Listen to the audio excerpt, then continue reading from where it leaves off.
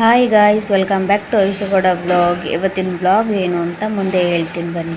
ಏನಪ್ಪ ಇದು ವ್ಲಾಗ್ ಏನು ಅಂತ ಹೇಳ್ತೀನಿ ಅಂತ ಹೇಳ್ಬಿಟ್ಟು ಇವ್ರು ನೋಡಿದ್ರೆ ಬರೀ ಬೆಟ್ಟ ತೋರಿಸ್ತಿದ್ದಾರಲ್ಲ ಅಂತ ಅನ್ಕೋತಿದ್ದೀರಾ. ಹೌದು, ನಾವಿವತ್ತು ರಾಯಸಮುದ್ರಕ್ಕೆ ಬಂದಿದ್ದೀವಿ. ಯಾಕೆ ಅಂತ ಅಂದರೆ ನನ್ನ ಫ್ರೆಂಡ್ ಪರ ಮಾಡ್ತಿದ್ರು, ಸೊ ಹಾಗಾಗಿ ಬಂದಿದ್ದು. ನೋಡಿ ಗಾಯ್ಸ್, ಇದೇ ಬೆಟ್ಟ ರಾಯಸಮುದ್ರ ಬೆಟ್ಟ. ಇದ್ರ ಮೇಲೇ ದೇವಸ್ಥಾನ ಇದೆ. ಕಾರ್ತಿಕೆ ಮತ್ತು ಶಿವರಾತ್ರಿಲೆಲ್ಲ ಹತ್ತುತ್ತಾರೆ. ಹತ್ತುತ್ತೀನಿ ಅನ್ನೋರು ಬಂದು ಹತ್ಬೋದು, ಏನೂ ಇಲ್ಲ. ಆದರೆ ಸ್ವಲ್ಪ ಮೆಟ್ಲಿಲ್ಲ ಅನ್ನೋದೊಂದೇ ಬೇಜಾರು ಅಷ್ಟೇ. ಅರ್ಧ ಮೆಟ್ಲಿದೆ, ಅರ್ಧ ಹಾಗೆ ಕೈ ಹಿಡ್ಕೊಂಡು ಬೆಟ್ಟ ಹಿಡ್ಕೊಂಡು ಹತ್ತಬೇಕು. ಸರಿ ಆಯಿತು ಅಂತ ಹೇಳ್ಬಿಟ್ಟು ಇಲ್ಲಿ ಪೂಜೆ ಮಾಡೋಕ್ಕೆ ಬಂದಿದ್ದರು ಕಲ್ಲಿನ ಹತ್ರ. ಯಾರೇ ಪರ ಮಾಡಿದ್ರು ಫಸ್ಟು ಮರಿ ಕಡೆಯಕ್ಕಿಂತ ಮುಂಚೆ ಈ ಕಲ್ಲಿಗೆ ಬಂದು ಪೂಜೆ ಮಾಡ್ಕೊಂಡು ಹೋಗ್ತಾರಂತೆ. ಹಾಗಾಗಿ ಸರಿ ಹೋಗೋಣ ಪೂಜೆ ಮಾಡೋಕ್ಕೆ ಅಂತ ಹೇಳಿದ್ರು. ಆಯಿತು ಬನ್ನಿ ಅಂತ ಹೇಳ್ಬಿಟ್ಟು ಅವ್ರ ಜೊತೆ ನಾವು ಬಂದು. ಯಾಕೆ ಈ ಕಲ್ಲಿಗೆ ಪೂಜೆ ಮಾಡ್ತಾರೆ ಅಂತ ಅಂದರೆ ಈ ಕಲ್ಲು ಯಾವುದೇ ಥರ ಸಪೋರ್ಟ್ ಇಲ್ಲದೆ ಅದೇ ಬೆಟ್ಟದ ಮೇಲೆ ನಿಂತಿದೆ. ಹಾಗಾಗಿ ಕಲ್ಲಿಗೆ ಪೂಜೆ ಮಾಡಿಕೊಂಡು ಅಲ್ಲಿಂದ ಇನ್ನೊಂದು ತಾವು ಹೋಗಿ ಕರ್ಕೊಂಡು ಹೋಗಿದ್ರು. ಅಲ್ಲಿ ಹೋಲ್ ಥರ ಇದೆಯಲ್ಲ, ಅಲ್ಲೂ ಪೂಜೆ ಮಾಡಿಕೊಂಡು ಸರಿ ಆಯಿತು, ಮರಿ ಕಡಿಯೋಕ್ಕೆ ಟೈಮ್ ಆಗುತ್ತೆ ಅಂತ ಹೇಳ್ಬಿಟ್ಟು ಬೆಟ್ಟ ಇಳಿದ್ಬಿಟ್ಟು ಬಂದು. ನೋಡಿ ಗಾಯ್ಸ್, ಇದೇ ದೇವಸ್ಥಾನದಲ್ಲಿ ಮಾಡ್ತಿರೋದು. ಫಸ್ಟು ಒಳಗಡೆ ಹೋಗಿ ಪೂಜೆ ಎಲ್ಲ ಮುಗಿಸ್ಕೊಂಡು ಬಂದು ಮರಿ ಕಡಿಯೋಕ್ಕೆ ಅಂತ ಹೇಳ್ಬಿಟ್ಟು ರೆಡಿ ಮಾಡಿ ಪೂಜಾರಿಗಳು ಆಡುಗಳಿಗೆ ನೀರು ಹಾಕಿ ಅಂದರೆ ತೇರ್ತಾನ ಹಾಕಿದ್ರು. ಮರಿ ಕಡೆಗೆ ಅಂತ ಹೇಳ್ಬಿಟ್ಟು ಎಲ್ಲರೂ ರೆಡಿ ಮಾಡಿಕೊಂಡ್ರು. ಆದರೆ ಯಾಕೋ ಗೊತ್ತಿಲ್ಲ, ಆಡು ತಲೆ ಒದ್ರಿರಲಿಲ್ಲ. ಯಾಕೆಂದರೆ ತಲೆ ಒದ್ರದ ಮೇಲೆ ಮಾತ್ರ ಅವರು ಮರಿ ಕಡಿಯೋದು. ಯಾಕೆ ಅಂತ ಅಂದರೆ ಆ ದೇವಿಗೆ ಅರ್ಪಣೆ ಆಗದೆ, ಆ ದೇವಿ ಮಾಡ್ಬೋದು, ನಾನು ಒಪ್ಕೊಂಡಿದ್ದೀನಿ ಅಂದರೆ ಮಾತ್ರ ಅಂತೆ.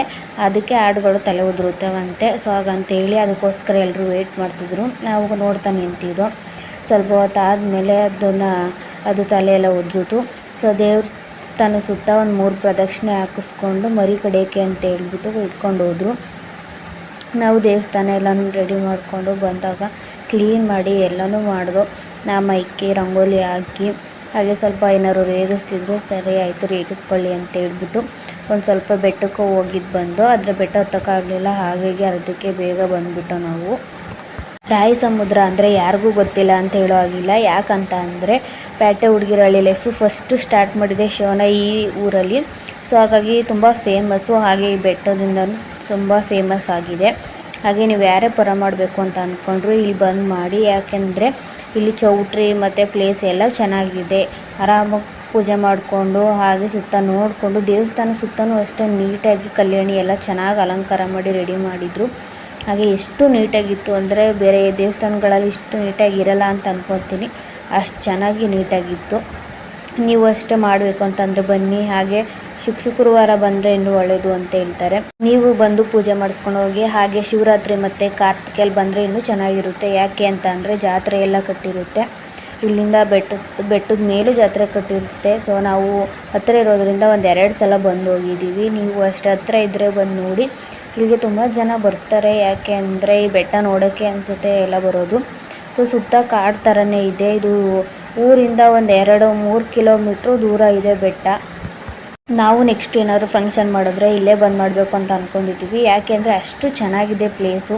ಹಾಗೆ ಊಟ ಕೊಡೋದಕ್ಕೆ ಚೌಟ್ರಿನೂ ಹಾಗೆ ಇದೆ. ಹಾಗೆ ನೀರಿನ ವ್ಯವಸ್ಥೆ ಪ್ರತಿಯೊಂದು ಇಲ್ಲಿದೆ. ಏನೂ ಇಲ್ಲ ಅಂತ ಹೇಳೋಗಿಲ್ಲ. ಅದರ ಸಾಮಗ್ರಿಗಳೆಲ್ಲನೂ ಮನೇಲೇ ತೊಗೊಂಡು ಬಂದು ಮಾಡಬೇಕು.